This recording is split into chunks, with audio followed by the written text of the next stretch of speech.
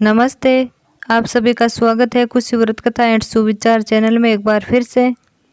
आज मैं आपको कार्तिक मास में शुरू करने वाली धर्मराज की कहानी सुना रही हूँ। तो आइए शुरू करते हैं।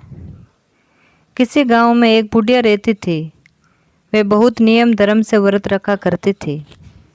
एक दिन भगवान के घर से यमदूत उससे लेने आ गए और वे उनके साथ चल पड़ी। चलते चलते एक गहरी नदी आई तो यमदूत बोले कि माई, तुमने गोदान की हुई है या नहीं।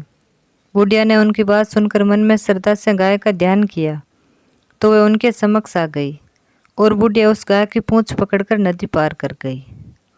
वे यमदूतों के साथ फिर आगे बढ़ी तो काले कुत्ते आ गए। यमदूत फिर बोले, कुत्तों को खाना दिया था।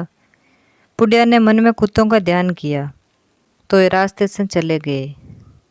अब बुढ़िया फिर से आगे बढ़ने लगी तो रास्ते में कोए ने उसके सिर में चोंच मारनी शुरू कर दी। तो यमदूत बोले कि ब्राह्मण की बेटी के सिर में तेल लगाया था। बुढ़िया ने ब्राह्मण की बेटी का ध्यान किया तो कोए ने चोंच मारनी बंद कर दी।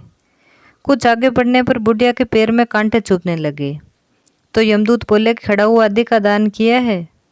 बुढ़िया ने उनका ध्यान किया तो खड़ा उसके पैरों में आ गई। बुढ़िया फिर आगे बढ़ी तो चित्रगुप्त जी ने यमराज से कहा कि आप किससे लेकर आए हो। यमराज जी बोले कि बुढ़िया ने दान पुण्य तो बहुत किए हैं लेकिन धर्मराज जी का कुछ नहीं किया, इसलिए आगे द्वार इसके लिए बंद है। सारी बात सुनने के बाद बुढ़िया बोली कि आप मुझे सिर्फ 7 दिन के लिए वापस धरती पर भेज दो। मैं धर्मराज जी का व्रत और उद्यापन करके वापस आ जाऊंगी। बुढ़िया माई वापस धरती पर अपने गांव आ गई और गांव वालों ने उसे भूतनी समझकर अपने दरवाजे बंद कर दिए। वे जब अपने घर गई तो उसके बेटे बहू भी दरवाजे बंद करके बैठ गए। बुढ़िया ने कहा कि मैं भूतनी नहीं हूँ, मैं तो धर्मराज जी की आज्ञा से वापस धरती पर 7 दिन के लिए आई हूँ। इन 7 दिनों में मैं धर्मराज जी का व्रत और उद्यापन करूँगी जिससे मुझे परलोक में जगह मिलेगी।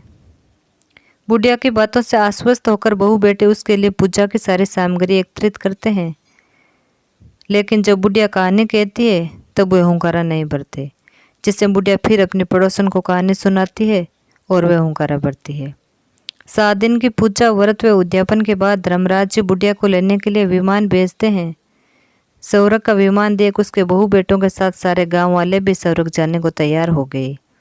बुढ़िया ने कहा कि तुम कहाँ तैयार हो रहे हो, मेरी कहानी तो केवल पड़ोसन ने सुनी है, इसलिए वही मेरे साथ जाएगी।